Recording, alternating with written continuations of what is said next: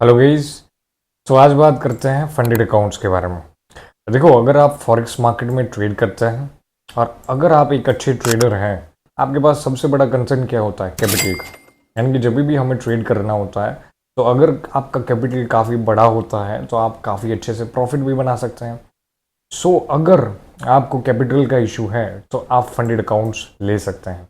देखो, funded accounts कौन देता है? तो प्रो फर्म्स देते हैं, यानी कि ऐसी कंपनियां होती है कि जो फंडेड अकाउंट्स आपको प्रोवाइड करते हैं।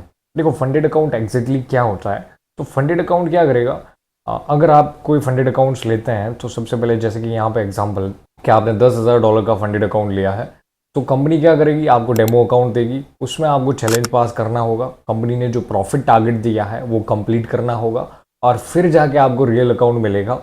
और उस रियल अकाउंट में जो आप प्रॉफिट बनाएंगे उसका 80% आपका और 20% कंपनी रखेगी।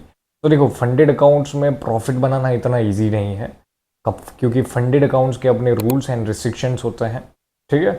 और देखो, जब भी आप फंडेड अकाउंट्स लेते हैं, जैसे कि $10,000 या $25,000 या $2,00,000, जितने भी डॉलर का आपको फंडेड अकाउंट लेना है, तो उसके लिए आपको कुछ न कुछ फीस पे करना है। ठीक है। यानी कि सबसे पहले आप फीस पे करिए और फंडेड अकाउंट लीजिए, फिर चैलेंज पास करिए, और फिर जाके आपको रियल अकाउंट मिलेगा, और उसमें जो प्रॉफिट बनाएंगे उसका 80% आपको मिलेगा।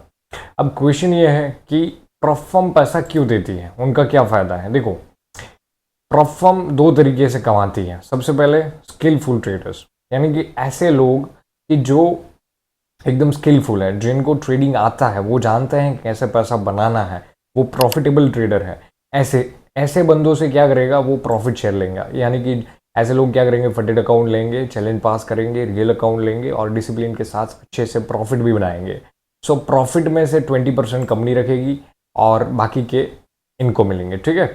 अब दूसरा सबसे मेन फायदा इनका ये है कि अनस्किलफुल ट्रेडर्स, यानी कि गैम्बलर्स, यानी कि 90% तो ऐसे ही लोग आएंगे जो ट्रेड करना नहीं जानते, डायरेक्टली ऐसा ही सोचेंगे कि भैया चलो तुक्का लग गया तो सही है, ऐसा वो। क्योंकि 90%, देखो, प्रॉफिटेबल ट्रेडर काफ़ी कम होते हैं और गैम्बलर्स ज़्यादा होते हैं। 90% तो पैसा रख के ही जाएंगे, तो इनकी कमाई ज़्यादा होगी।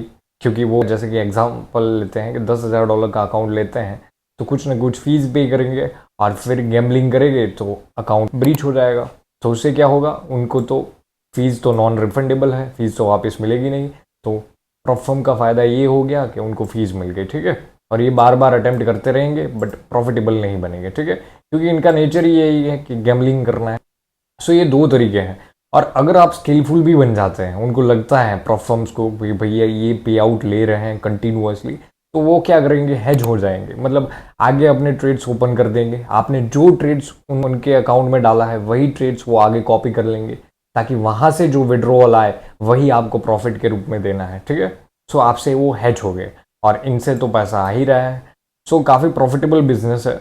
बट फंडेड अकाउंट के लिए है जो लोग सीरियसली ट्रेड करना चाहते हैं, वो जो लोग प्रॉफिटेबल ट्रेडर है, जो डिसिप्लिन के साथ अपना सिस्टम एग्जीक्यूट करना चाहते हैं, उन्हीं के लिए फॉरेक्स मार्केट में फंडेड अकाउंट्स हैं।